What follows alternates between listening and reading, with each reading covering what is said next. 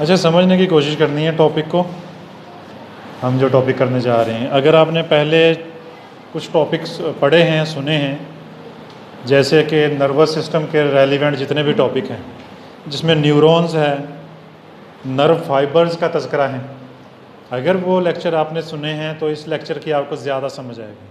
आज हम एक डिसऑर्डर करने जा रहे हैं जिसे मल्टीपल स्क्लेरोसिस कहते हैं, MS से जाना जाता है। Got it? इसमें होता क्या है, ये दिमागी खलल के बायस ये जितनी भी बीमारियां हम पढ़ रहे हैं ये वकूफ़ पज़ीर होती हैं, यानी हमारे ब्रेन के रेलिवेंट हैं ये बीमारियां। हमारे ब्रेन में कोई डैमेज आता है तो हम इस तरह की बीमारी का शिकार होते हैं। Got it? कल हमने कौन सी बीमारी पढ़ी थी? लास्ट लेक्चर हमने जब किया था CP पढ़ा था। CP में क्या था?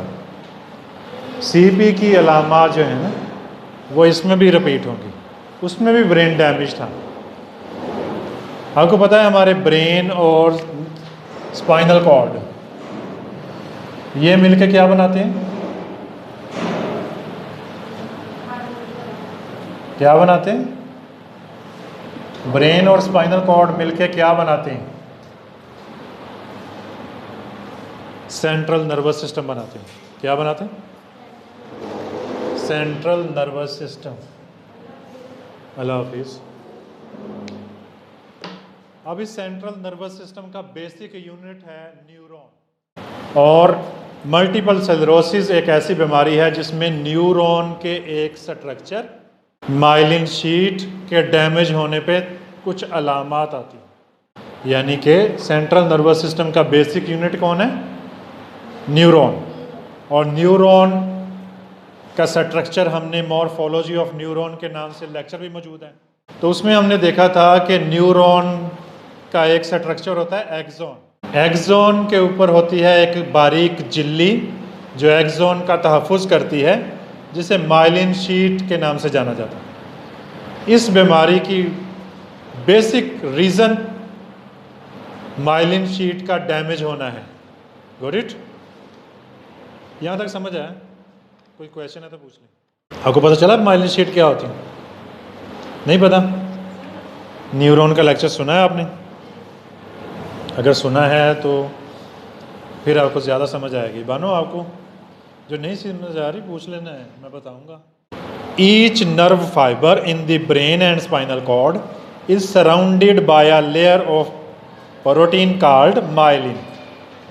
हमारे नर्व फाइबर्स, हमारे न्यूरॉन्स की जितने भी लेयर्स हैं जो कि हमारे सेंट्रल नर्वस सिस्टम में पाई जाती हैं, ब्रेन और स्पाइनल कॉर्ड में, इनके दरमियान एक कोटिंग होती है, एक शीट होती है जिसे माइलिन शीट कहते हैं, प्रोटीन की बनी होती है, which protects the nerve and helps electrical signal from the brain travel to the rest of the body. जो हमारे न्यूरॉन को प्रोटेक्ट करती है और मैसेजेस को ट्रैवल करने में, सारी बॉडी में मैसेजेस को पहुंचाने में मदद करती है। इन multiple sclerosis the myelin becomes damaged.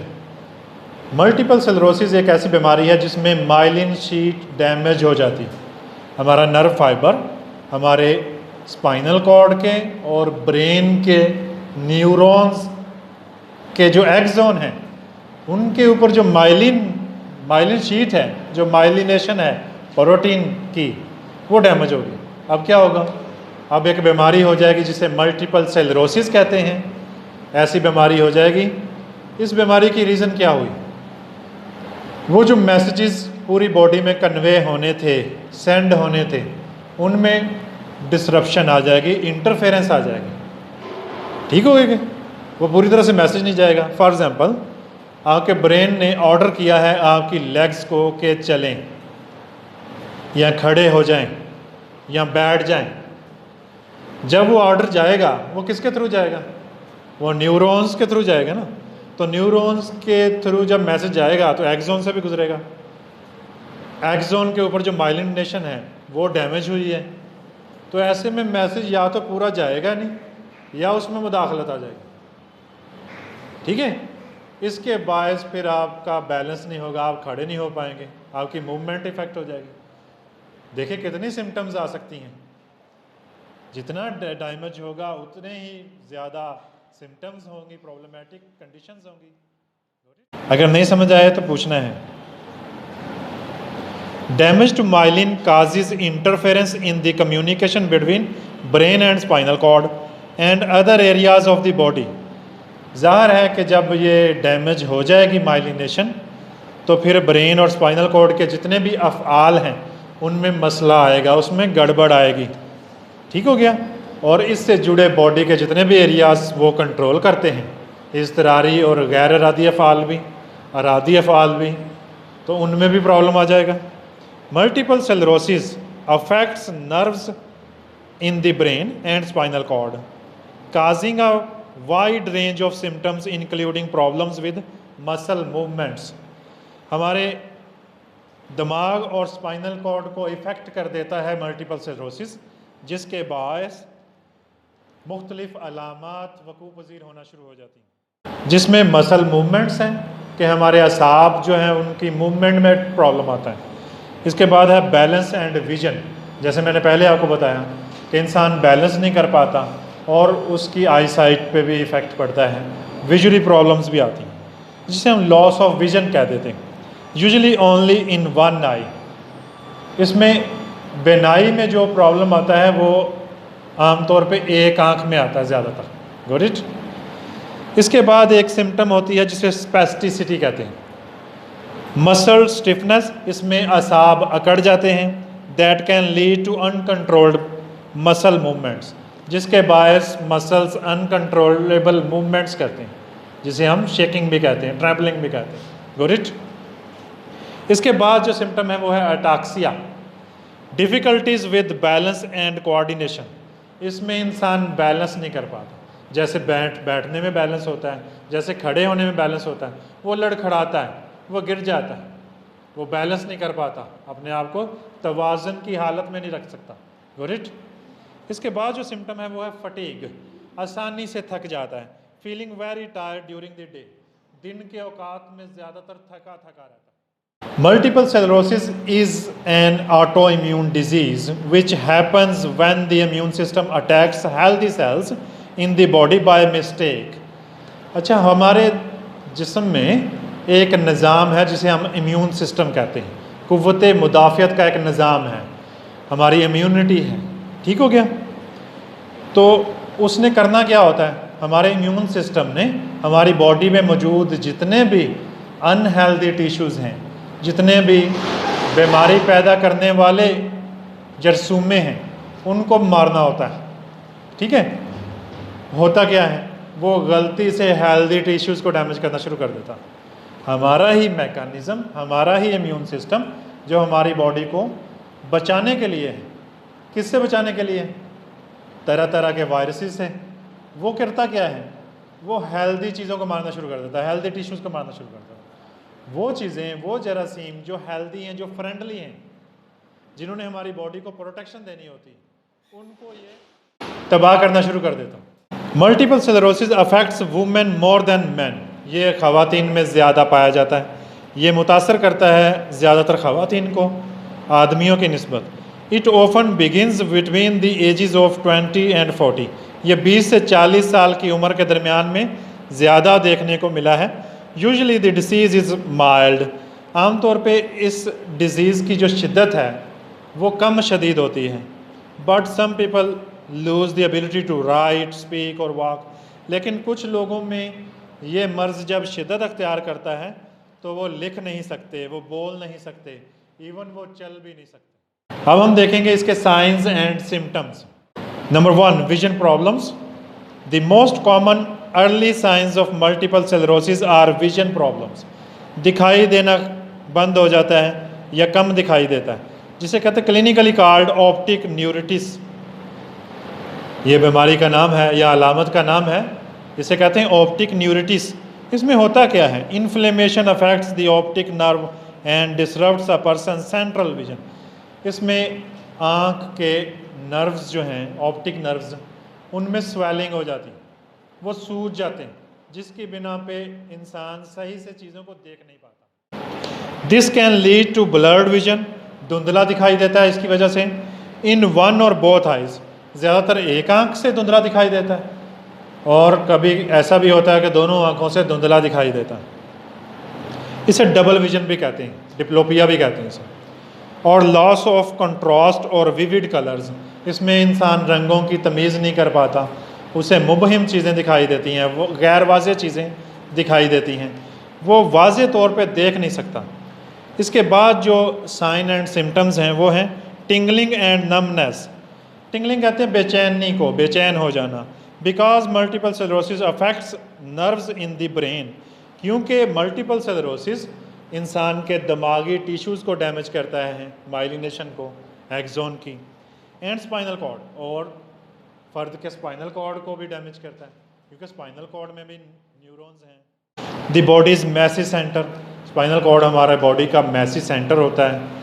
फिर स्पाइनल कॉर्ड और ब्रेन की आपस में कम्युनिकेशन भी मुतासर कर देता है। आपको पता ना, ब्रेन ने अरादी अफ़आल को कंट्रोल करना होता है, स्पाइनल कॉर्ड ने गैर अरादी अफ़आल को कंट्रोल करना होता है। और जो भी, इसे मैं छोटे साहब कहता हूँ स्पाइनल कॉर्ड को, और ब्रेन को बड़े साहब कहते हैं। Got it? जब छोटे साहब ने बड़े साहब की बात ही नहीं सुननी, तो ऐसे में काम नहीं चलेगा, क्योंकि कम्युनिकेशन करवाने वाले भी तो न्यूरॉन्स हैं, जिन्होंने ब्रेन और स्पाइनल कॉर्ड के दरमियान कम्युनिकेशन करवानी। और अगर इनके दरमियानी न्यूरॉन्स, जिनको इंटर न्यूरॉन्स कहा जाता है, जो कि कम्युनिकेट करते हैं ब्रेन और स्पाइनल कॉर्ड के दरमियान, अगर इनके एक्सोन की माइलिनेशन डैमेज होगी तो फिर ज़ाहिर है टिंगलिंग और नमनेस होगी। हमारे इरादी अफ़ाल भी मुतासर होंगे, हमारे गैर इरादी इज़्तिरारी अफ़ाल, हमारे रिफ्लेक्सेस भी मुतासर होंगे। It can send conflicting signals around the body, जब ये डैमेज हो जाएगी माइलिनेशन तो फिर मुतासरा सिग्नल्स जाएंगे। समटाइम्स नो सिग्नल, या फिर सिग्नल जाएगा ही नहीं सिरे से ही। Or sent which results in the most common symptoms numbness, जिसके बायस हमारे अज़ा सुन्न हो जाएंगे। Common sites of numbness include the face, हमारे जो अज़ा सुन्न हो जाएंगे उनमें हमारे चेहरे के मसल्स हैं, आर्म्स, लेग्स, हमारे बाजू, टांगे, एंड फिंगर्स, और हमारी उंगलियां। ठीक है, जैसे सो नहीं जाते, सुन्न हो जाते, ऐसे हो जाएंगे अज़ा। टिंगलिंग सेंसेशंस एंड नमनेस, या बेचैनी आ जाएगी या सो जाएंगे। Are the most common warning signs of multiple sclerosis. अगर किसी को टिंगलिंग यानी कि बेचैनी और उसके अज़ा सोना शुरू हो जाए, सुन्न होना शुरू हो जाए, तो ये एक साइन है मल्टीपल स्क्लेरोसिस की तरफ। इसके बाद जो सिम्टम है वो है फटीग एंड वीकनेस, जल्दी थकन का शिकार हो जाते हैं। Unexplained fatigue and weaknesses affects about 80% of people in the early stage of MS। Multiple sclerosis जब स्टार्ट होता है तो ज़्यादातर थकन रहती है, फर्द थकन की शिकायत करता है, वो उसे बयान भी नहीं कर सकता और उसे वीकनेस महसूस होती। ठीक हो गया। इसके बाद है क्रोनिक फटीग। क्रोनिक फटीग कहते हैं जो हफ्तों रहे, महीनों रहे। ठीक है, बंदे को पता भी ना हो और उसे थकन रहे, लंबे अरसे तक थकन रहना। ये इसलिए बात हुई क्योंकि माइलिनेशन डैमेज हो गई है और हमारे अज़ा जो हैं वो प्रॉपर तरीके से मैसेजेस वसूल नहीं कर रहे, तो ब्रेन या स्पाइनल कॉर्ड उनको कंट्रोल नहीं कर पा रहे, तो वो थकावट का शिकार रहेंगे। सही है। Chronic fatigue occurs when nerves deteriorate in the spinal column. अगर हमारे स्पाइनल कॉलम के जितने भी न्यूरॉन्स हैं इनकी माइलिनेशन डैमेज होगी तो क्रोनिक फटीग होगी, ऐसी थकन होगी जो ज़्यादा अरसा रहे, 6 माह तक रहे, 4-4 हफ्ते रहे, 2-2 माह रहे। Got it?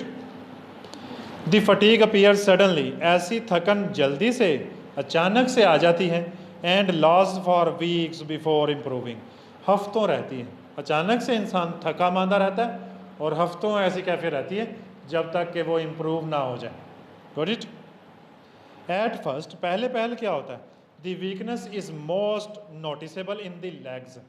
सबसे पहले थकन टांगों में महसूस होती है, ऐसे महसूस होता है जैसे टांगों में जान ना हो। इसके बाद जो सिम्टम है वो है बैलेंस प्रॉब्लम्स एंड डिजीनेस। ये सही से बैलेंस नहीं कर पाते, लड़खड़ाते हैं, इनको चक्कर आते हैं। Dizziness and problems with coordination and balance are among the most common symptoms of MS multiple sclerosis. ये बड़ी कॉमन सिम्टम है मल्टीपल स्क्लेरोसिस में कि फ़र्द को खड़े होने में दुश्वारी हो, चलने में दुश्वारी हो और उसका सर चकराए। ठीक है। इसके बाद जो फिफ्थ सिम्टम है वो है bladder, bowel and sexual dysfunction. इसमें ब्लैडर कंट्रोल नहीं रहता, बाउल कंट्रोल भी मुतासर होता है। A dysfunctional bladder is another symptom occurring in up to 80% of people with MS. MS जिनको होता है, मल्टीपल स्क्लेरोसिस की बीमारी जिन लोगों को लाहिक होती है, उनमें 80% लोग वो हैं जिनको ये सिम्टम होती है ब्लैडर कंट्रोल और बाउल कंट्रोल की। इनको ज़्यादा पेशाब आता है और ऐसे में ये कंट्रोल नहीं कर पाते। यूरिनेटिंग फ्रिक्वेंटली, बार बार पेशाब करना। स्ट्रॉन्ग अर्जिस टू यूरिनेट, बार बार ऐसा लगना जैसे इनको पेशाब की हाजत हो रही है। Inability to hold in urine, और फिर इसको होल्ड नहीं कर पाते ये, वेदर ड्यूरिंग द डे और नाइट, चाहे दिन हो चाहे रात हो। इसके बाद sexual arousal can also be a problem for people with MS because it begins in the CNS where MS attacks. क्योंकि सेंट्रल नर्वस सिस्टम, ब्रेन और स्पाइनल कॉर्ड ओवरऑल डैमेज हुए हैं, इनकी माइलिनेशन, इनके न्यूरॉन्स की माइलिनेशन, इनके axon की myelination disturb हुई है। इसके बायस इनको जिनसी मसाइल का भी सामना करना पड़ता है।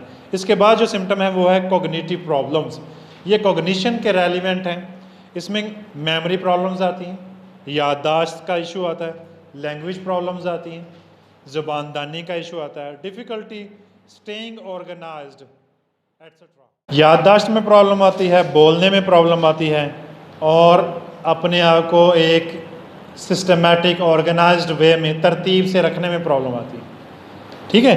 इसके बाद है मल्टीपल स्क्लेरोसिस डायग्नोसिस, कि मल्टीपल स्क्लेरोसिस का डायग्नोज कैसे किया जाता है। To diagnose multiple sclerosis a neurologist will perform several test including, एक न्यूरोलॉजिस्ट ब्रेन की टेस्टिंग करता है MS को तशखीस करने के लिए। उसमें नंबर 1 a neurological exam which checks for reduced nerve functions, जो हमारे न्यूरॉन्स की फंक्शनिंग चेक करेगा, एक ऐसा न्यूरोलॉजिकल एग्ज़ाम किया जाता है। इसके बाद है NI exam which checks for distortions in the inner eye, एक ऐसा एग्ज़ाम कंडक्ट किया जाता है जो हमारी आँख की अंदरूनी मूवमेंट को चेक करता है, अंदरूनी अफ़आल को चेक करता है। इसके बाद है spinal tap in which a sample of spinal fluid is removed with a long needle and tested, इसमें हमारे स्पाइनल फ्लूइड को निकाला जाता है एक लंबी नीडल से, फिर उसे टेस्ट किया जाता है। Got it. लास्ट वाला एक ऐसा मेथड है जिसमें मल्टीपल स्क्लेरोसिस चेक करने के लिए किसी पर्सन के स्पाइनल फ्लूइड को निकाला जाता है इंजेक्शन के ज़रिए। ठीक है, नहीं समझे?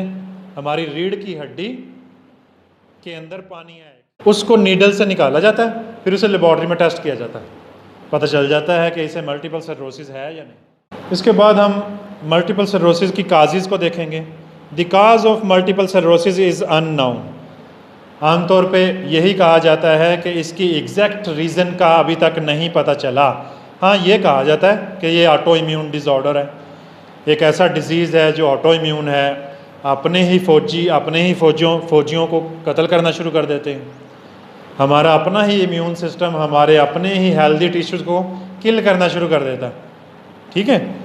It is believed to be an autoimmune disease in which the body's immune system कहते हैं जो हमारा बॉडीज़ डिफेंस अगेंस्ट इन्फेक्शंस। ठीक है, हमारे जिस्म का एक क़ुव्वत मुदाफ़ियती निज़ाम है। ठीक हो गया, जिसने इन्फेक्शन से बचाना होता है हमारी बॉडी को, ये उल्टा उनको प्रमोट करता है और हेल्दी टिश्यूज़ को डैमेज कर देता है। The body's immune system attacks its own tissues in multiple sclerosis, this process destroys myelin, इसकी वजह से हमारे माइलिनेशन डैमेज हो जाती है। द फैटी सब्सटेंस, माइलिनेशन क्या है? एक फैटी सब्सटेंस है that coats and protects nerve fibres in the brain and spinal cord, जो हमारे ब्रेन और स्पाइनल कॉर्ड के न्यूरॉन्स के एक्सोन के ऊपर चढ़ी हुई झिल्ली है, ठीक है। व्हेन माइलिन इज डैमेज्ड, जैसे ही एक्सोन की माइलिनेशन डैमेज हो जाती है, the messages that travel along that nerve में बी स्लोड और ब्लॉक्ड। जो मैसेजेस उन एक्सोन के थ्रू जाने होते हैं वो या तो स्लो हो जाते हैं या बिल्कुल ही ब्लॉक हो जाते हैं। नहीं समझ आई? जैसे खून की नालियाँ होती हैं ना, कोई खून की नाली कट जाए दरमियान से तो खून आगे सप्लाई नहीं होता और ब्रेन का वो एरिया श्रिंक हो जाता है, सिकुड़ना शुरू हो जाता है क्योंकि उसे खून की सप्लाई नहीं मिल रही। इसमें क्या होता है, हमारे ब्रेन और स्पाइनल कॉर्ड ने बॉडी से मैसेजेस लेने होते हैं सेंसरी न्यूरॉन्स के थ्रू, और हमारे ब्रेन और स्पाइनल कॉर्ड ने बॉडी को मोटर न्यूरॉन्स के थ्रू मैसेज देने होते हैं। तो जब मैसेज ब्लॉक हो जाएंगे या फिर स्लो डाउन हो जाएंगे तो हमारी बॉडी की मूवमेंट या हमारी बॉडी के अफ़आल बुरी तरह मुतासर होंगे। क्या समझ आ रही बात? There are many theories regarding the reason that people develop MS। बहुत सारी और भी थीरीज हैं, नज़रिए हैं कि लोग मल्टीपल स्क्लेरोसिस का शिकार क्यों होते हैं। These theories range from vitamin D deficiency. ये विटामिन D की डेफिशिएंसी से शुरू होती हैं ये थीरीज़ कि विटामिन D की डेफिशिएंसी से ये प्रॉब्लम आता है, टू अ वायरल इन्फेक्शन, और जाती हैं वायरल इन्फेक्शन तक कि वायरल इन्फेक्शन के बायस ये प्रॉब्लम आ जाती है। Even consuming too much salt, हत्ता कि ये भी कहा जाता है कि जो लोग ज़्यादा नमक इस्तेमाल करते हैं उनको मल्टीपल स्क्लेरोसिस हो जाता है। Is being looked at as possible cause of MS। देखा जाता है कि नमक इस्तेमाल करने वाले अफराद को मल्टीपल स्क्लेरोसिस ज़्यादा होता है। ये सारे के सारे टेस्टेड थीरीज़ नहीं हैं, ये जो मफरूज़े मैंने बताए ये अभी टेस्ट नहीं हुए। हाँ, समझा जाता है कि ऐसा है, नहीं अभी तक ऐसा नहीं साबित हो सका कि सारे केसेस में नमक की वजह बना हो। ठीक है, समझ के बात। However, these theories have not been proven। ये थीरीज अभी प्रूव नहीं हुई। Got it? Multiple sclerosis is not a contagious condition। Contagious मैंने आपको पहले बताया हुआ, ऐसी बीमारियां जो बिफोर बर्थ और आफ्टर बर्थ 3-4 साल में पैदा हों उनको कहते हैं। ऐसा नहीं है कि ये ऐसा हो। And can not be passed from person to person, और ये ऐसा भी नहीं है कि एक बंदे से दूसरे बंदे को लग जाने वाली बीमारी हो। ठीक हो गया, ऐसा तो नहीं है एक की माइलिनेशन डैमेज थी और वो दूसरे के साथ बैठा, उसने खाना खाया उसके साथ और उसके भी डैमेज हो गए। ऐसा नहीं है, ये छूत की बीमारी नहीं है। सही हो गया। इसके बाद है रिस्क फैक्टर्स। कुछ रिस्क हैं जो मल्टीपल स्क्लेरोसिस के लिए देखे जाते हैं कि अगर कुछ तो अवॉइडेबल होते हैं, कुछ अवॉइड नहीं किए जा सकते। जैसे कि एज है, MS can occur at any age. मल्टीपल स्क्लेरोसिस किसी भी उम्र में हो सकता है, but most commonly affects people who are 20 to 40। लेकिन 20 से 40 साल की उम्र में मल्टीपल स्क्लेरोसिस होने की शरह ज़्यादा है। इसके बाद है जेंडर। ख़वातीन को ये बीमारी ज़्यादा होती है। Women are about twice as likely as men to develop multiple sclerosis. 2 गुना ज़्यादा शरह है फीमेल की मेल की निस्बत जिनको मल्टीपल स्क्लेरोसिस होने के चांस ज़्यादा होते हैं। नेक्स्ट है फैमिली हिस्ट्री। अगर फैमिली में किसी एक पेरेंट को या किसी एक बहन भाई को किसी को भी मल्टीपल स्क्लेरोसिस है तो आपको होने के चांसेस ज़्यादा हैं। If one of your parents और सिबलिंग्स हैज़ MS, अगर आपके पेरेंट्स में से किसी को या बहन भाइयों में से किसी को मल्टीपल स्क्लेरोसिस है, you have a 1 to 3% chance of developing the disease. अगर आपकी फैमिली में किसी को ये बीमारी लाहक है तो 1 से 3% तक चांस है कि आप में भी वो जीन्स आए होंगे, आप में भी वो प्रॉब्लम आ सकेगी। अगेन ये छूत की बीमारी नहीं है, ठीक है, जेनेटिकली ट्रांसमिट हो सकती है। जी बानो, पूछें क्या पूछ रहे हैं, पता चल गया। इसके बाद पॉइंट है एथनिसिटी। कौन सी नस्ल को ये बीमारी ज़्यादा लाहक होती है? वाइट पीपल, गोरों को ये बीमारी ज़्यादा लाहक होती है। पर्टिकुलरली दोस्त, वो लोग ख़ास तौर पे जो whose families originated in the northern Europe, ठीक है। ऐसी फैमिलीज जो नॉर्थर्न यूरोप में रहती हैं उनको ज़्यादा है ये problem, are at highest risk of developing multiple sclerosis. ऐसे लोग जो नॉर्थर्न यूरोप में रहते हैं उनको तो ज़्यादा शरह में ये डिसऑर्डर होता है, जबकि people of Asian African have the lowest risk. लेकिन हमारे एशिया में और अफ्रीका में इस बीमारी की शरह कम है, ठीक हो गया। इसमें लाइफस्टाइल भी होता है इंसान का, इसमें आबो हवा भी होती है, ठीक है, जो मैटर करती है किसी बीमारी के कम या ज़्यादा होने में। इसके बाद है types of multiple cirrhosis. Around 8 out of 10 people with MS are diagnosed with the relapsing remitting type. Number 1 type कौन सी है? Relapsing remitting type. 10 में से 8 लोगों को इस किस्म का मल्टीपल सिरोसिस होता है। Someone with relapsing remitting multiple sclerosis will have flare-ups, sudden outbreaks of symptoms. ऐसे लोग जिनको ये वाली किस्म होती है रिलैप्सिंग रिमिटिंग टाइप का शिकार होते हैं, इनकी अलामात अचानक नमूदार हो जाती हैं, ठीक है, या फिर चली जाती हैं तो फिर दोबारा से रिलैप्स, दोबारा से वो अलामात आना शुरू हो जाती हैं अचानक से। Known as relapses, these can last from a few days to a few months. और ये अलामात चंद दिनों से लेकर चंद हफ्तों तक, चंद महीनों तक जारी रह सकती हैं, ठीक है। अचानक से नमूदार होने वाली अलामात कि आप ठीक थे, फिर अचानक से आपको अलामात आना शुरू होगी और महीनों रहेंगे। उसके बाद दूसरी टाइप है remission. These will be followed by periods where symptoms are mild or disappear altogether. ये ऐसी किस्म है जिसमें अचानक से अलामात गायब हो जाती या अलामात की शिद्दत कम नमूदार होती है। This is known as remission and can last for days. ये चंद दिनों तक रहती हैं, वीक्स, चंद हफ्तों तक भी रह सकती हैं, और समटाइम्स मंथ्स, और बाज़-औक़ात ये कुछ महीनों तक रहती हैं। लेकिन पहली जो किस्म थी उससे माइल्ड होती, कम शदीद होती। Got it. थर्ड टाइप है सेकेंडरी प्रोग्रेसिव मल्टीपल स्क्लेरोसिस।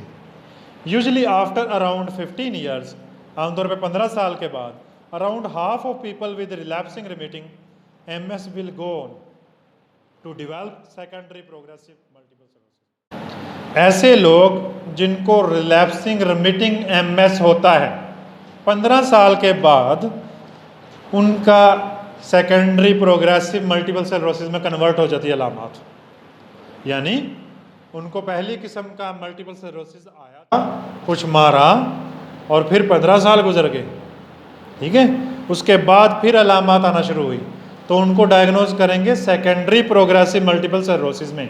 इन secondary progressive multiple sclerosis symptoms gradually version.